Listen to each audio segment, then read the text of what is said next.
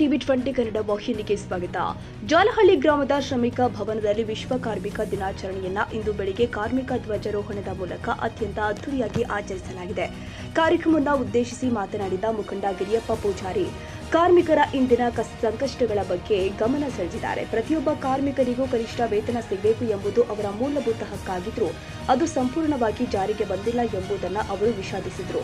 ಸರ್ಕಾರಕ್ಕೆ ಹಲವಾರು ಬಾರಿ ಮನವಿ ಸಲ್ಲಿಸಿದ್ರೂ ನಿರೀಕ್ಷಿತ ಫಲಿತಾಂಶ ಸಿಗದೇ ಇರುವುದನ್ನು ಅವರು ಖಂಡಿಸಿದ್ದಾರೆ. ಗುತ್ತಿಗೆ ಆಧಾರದಲ್ಲಿ ಕೆಲಸ ಮಾಡುವ ಪೌರ ಕಾರ್ಮಿಕರಿಗೆ ಉದ್ಯೋಗ ಭದ್ರತೆ ಇಲ್ಲದಿರುವುದು ದೊಡ್ಡ ಸಮಸ್ಯೆಯಾಗಿದ್ದು, ಕಾರ್ಮಿಕ ಕಾನೂನುಗಳನ್ನು ದುರ್ಬಲಗೊಳಿಸುವ ಪ್ರಯತ್ನಗಳು ನಡೀತಾ ಇರುವುದಾಗಿ ಅವರು ಹೇಳಿದ್ದಾರೆ. ಹೆಚ್ಚುತ್ತಿರುವ ಕೆಲಸದ ಗಂಟೆಗಳು, ಕಡಿಮೆಯಾಗುತ್ತಿರುವ ವೇತನ ಹಾಗೂ ಸಾಮಾಜಿಕ ಭದ್ರತಾ ಸೌಲಭ್ಯಗಳ ಕೊರತೆ ಕಾರ್ಮಿಕರನ್ನ ಸಂಕಷ್ಟಕ್ಕೆ ತಳ್ಳುತ್ತಿರುವುದಾಗಿ ತಿಳಿಸಿದ್ದಾರೆ. ಈ ಸಮಸ್ಯೆಗಳ ಪರಿಹಾರಕ್ಕಾಗಿ ಇದೇ ತಿಂಗಳ ಮೇ 30ರಂದು ರಾಯಚೂರಲ್ಲಿ ಕನಿಷ್ಠ ವೇತನ ಜಾರಿಗೆ ಆಗ್ರಹಿಸಿ ಬೃಹತ್ ಹೋರಾಟ ಹಮ್ಮಿಕೊಳ್ಳಲಾಗುತ್ತೆ ಅಂತ ಅವರು ಘೋಷಣೆ ಮಾಡಿದ್ದಾರೆ. ಸಾವಿರಾರು ಕಾರ್ಮಿಕರು ಭಾಗವಹಿಸುವ ನಿರೀಕ್ಷೆ ಇದ್ದು ಎಲ್ಲರೂ ಕೂಡ ಹೆಚ್ಚಿನ ಸಂಖ್ಯೆಯಲ್ಲಿ ಪಾಲ್ಗೊಂಡು ಹೋರಾಟವನ್ನು ಯಶಸ್ವಿಗೊಳಿಸಬೇಕು ಅಂತ ಕರೆ ಕೊಟ್ಟಿದ್ದಾರೆ. ಗುರಿ ಸಾಧನೆಯಾಗುವ ತನಕ ಹೋರಾಟ ಮುಂದುವರಿಯುತ್ತೆ ಅಂತ ಹೇಳಿದರು. ಇವೆಲ್ಲವನ್ನು ಅವತ್ತು ತೀರ್ಮಾನ ಮಾಡಿಕೊಳ್ಳಲು ಈ ಜಗತ್ತಿನಲ್ಲಿ ಅವತ್ತಿನ ಕಾರ್ಮಿಕರ ಹೋರಾಟದ ಫಲ ಇವತ್ತು ಕನಿಷ್ಠ ವೇತನ ಕಾನೂನು ಅವತ್ತು ಜಾರಿ ಬಂತು 1948ರಲ್ಲಿ. ಆದರೂ ಕೂಡ ಇವತ್ತು ಯಾರಿಗೆ ಕನಿಷ್ಠ ವೇತನ ಸಿಗ್ತಾನೇ ಇಲ್ಲ. ಏನು ಹೋರಾಟ ಮಾಡಿದಾಗ 200, 300, 500, 1000 ಜಾಸ್ತಿ ಆಗಲ್ಲ. ಸ್ವಲ್ಪ ಅಂಗನವಾಡಿ ನೌಕರರಿಗೆ ಒಂದು 12,000 ಈಗ ಸರ್ಕಾರ ಏನಪ್ಪ, ನಮಗೆ ಸರ್ಕಾರ ಸಂಬಳ ಜಾಸ್ತಿ ಮಾಡೋಕ್ಕೆ ತಯಾರಿಲ್ಲ. ನಮ್ಮ ಗುರಿ ಏನಂತ ಹೇಳಿದ್ರೆ ಕನಿಷ್ಠ ವೇತನ ಸಿಗಬೇಕು ಅನ್ನೋಂಥ ಗುರಿ ನಿಟ್ಟಿನಲ್ಲಿ ನಾವು ಇವತ್ತು ಮೇ ದಿನಾಚರಣೆ ಮಾಡೋಕತ್ತೀವಿ.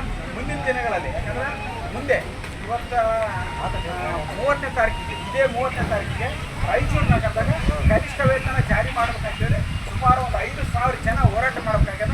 ದಯವಿಟ್ಟು ಅವತ್ತ ನಾವು ಮತ್ತೆ ಒಂದು ಸೈನ್ ಕ್ಯಾಂಪೇನ್ಗೆ ಒಂದು ಉದ್ಘಾಟನೆ ಮಾಡ್ತೀವಿ. ಆ ಉದ್ಘಾಟನೆ ಕಾರ್ಯಕ್ರಮಕ್ಕೆ ತಾವೆಲ್ಲರೂ ಬಂದು ಸೈನ್ ಮಾಡಿ ಈ ಸರ್ಕಾರಕ್ಕೆ, ವಿಶೇಷವಾಗಿ ಸಿದ್ದರಾಮಯ್ಯರವರ ಸರ್ಕಾರಕ್ಕೆ ನಮಗೆ ಕನಿಷ್ಠ ವೇತನ 36,000 ರೂಪಾಯಿ ವೇತನ ಕೊಡ್ರಿ ಅಂತೇಳಿ ಇದೇ ತಿಂಗಳ 30ನೇ ತಾರೀಕಿಗೆ ಹೋರಾಟ ಅದ.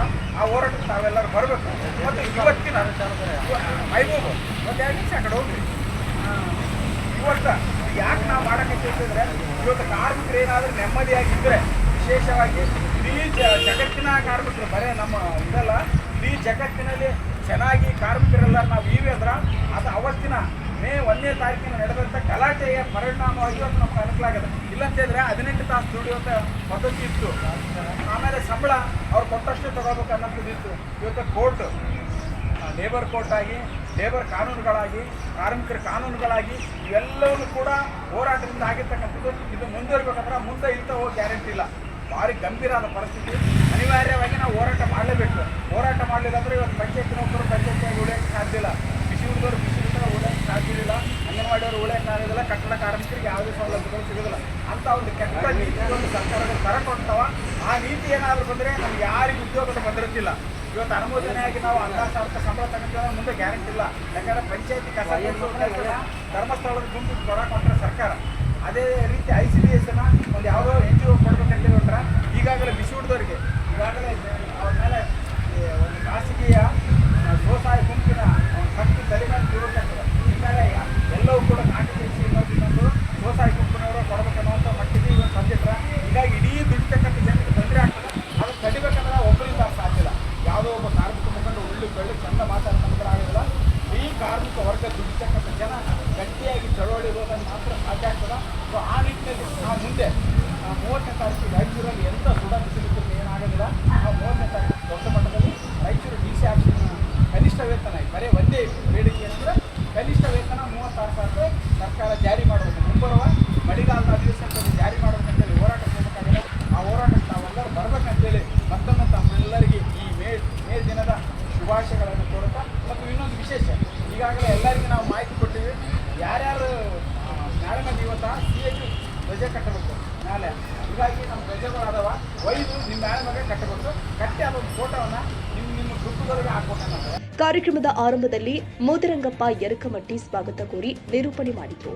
ಈ ಸಂದರ್ಭದಲ್ಲಿ ಮೈಬೂಬ್ ಸಾಬ್ ಕುರುಕುಂದಿ, ಹೈದರ್ ಬಿ ಉದ್ದಾರ್, ಮುದ್ದಮ್ಮ ಕಾಶಿನಾಥ್, ಮುದ್ದುರಂಗಪ್ಪ, ಬಾಲಯ್ಯ ಗೋಸಾಲ್, ಸತ್ಯಭಾಮ, ಅನ್ನಮ್ಮ ರಾಂಪಾಡಿ, ಮಲ್ಲಮ್ಮ ಬೈಜ್ವಾಡ್, ಶಂಕರ್ ಸೋಮನ ಮರಡಿ ಸೇರಿ ನೂರಾರು ಕಾರ್ಮಿಕ ಮುಖಂಡರು ಹಾಗೂ ಸಾರ್ವಜನಿಕರು ಉಪಸ್ಥಿತರಿದ್ದರು.